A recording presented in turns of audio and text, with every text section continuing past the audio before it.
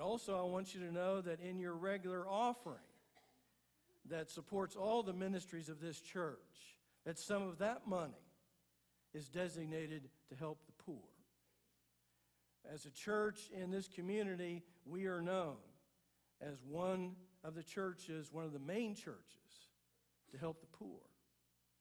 That's one of the ways that we try to put our love into action. In the announcements, we mentioned that the Disciples women are asking us to give $5 to purchase a blanket for our blanket ministry that's associated with Church World Services. Church World Services is an international, interdenominational ministry of compassion. And this blanket ministry, for $5, you can buy a blanket. And those blankets are used for people in times of disaster. And you might be sitting there thinking, well, what's the big deal? So what? A $5 blanket. Well, I'll tell you, if your house is blown down by a tornado and you're standing there with nothing but the clothes on your back in the rain, that $5 blanket is worth $1 million to you. You see, that's love in action. And that's what John is challenging us to do, is to take our love and don't just talk about it. Let's go out and do it. Let's love. Then the final thing, the third thing that John mentions I want to emphasize is that John emphasizes that faith and love connects. I want us to look at verse 23 of our reading. In verse 23, he says, "This is his commandment." So what is the commandment that the Lord Jesus gives to us? This is his commandment, that we believe in the name of his Son, Jesus Christ, and love each other as he commanded us. So what is the command? To believe in the Lord Jesus Christ. It's through faith that we come into relationship with Christ. But then what? And then to love one another. So you see, John in this scripture reading today has made a big circle. He starts and he ends with love. Somebody asked me a really, really good question the other day. I like good questions from folks. It means they're thinking. And somebody asked me, Pastor Mike, how do we know when we read the Bible what we should apply to us today or what we should not apply to us today? That is a very good question.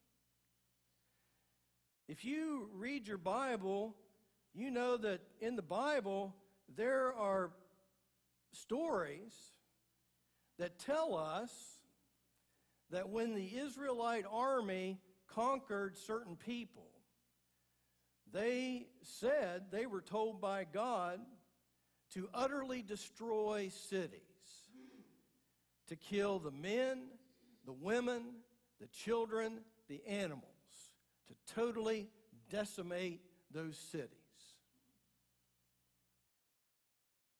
Now, if we did that today, that would be called a war crime.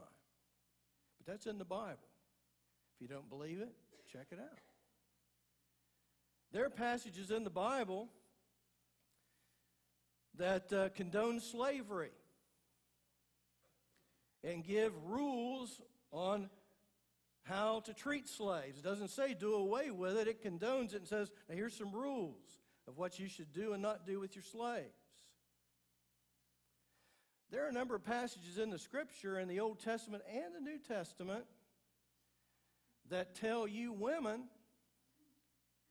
that you are to be subservient to us men. Now we're laughing.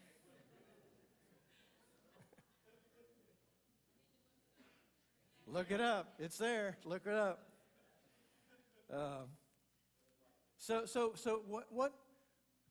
So what do you take and what do you not take? Let me tell you. You don't take that. Who said that? You don't take that one. You don't like that one, huh?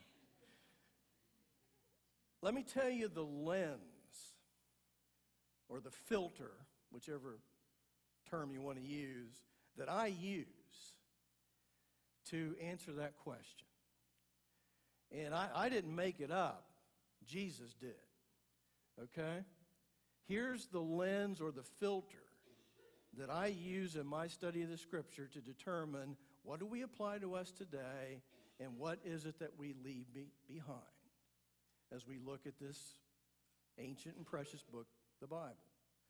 Jesus was asked the question, "Teacher, what is the greatest commandment of all?" And Jesus said this, "Hear, O Israel, the Lord our God, the Lord is one.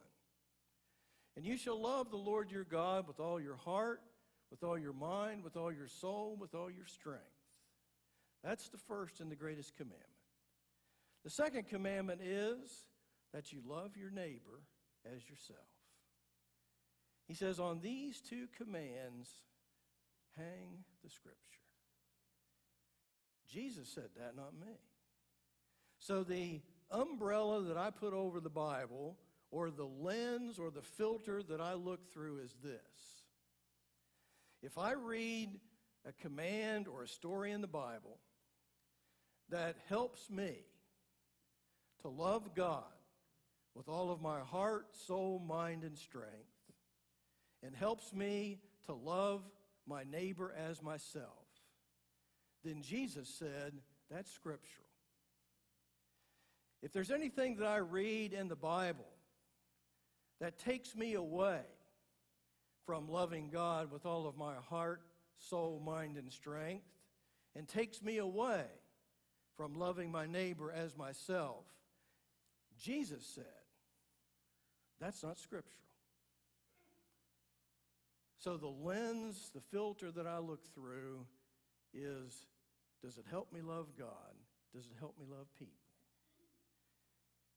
And what the Scripture's saying to us today from John is that from the beginning of our faith to the end of our faith, it's all about love.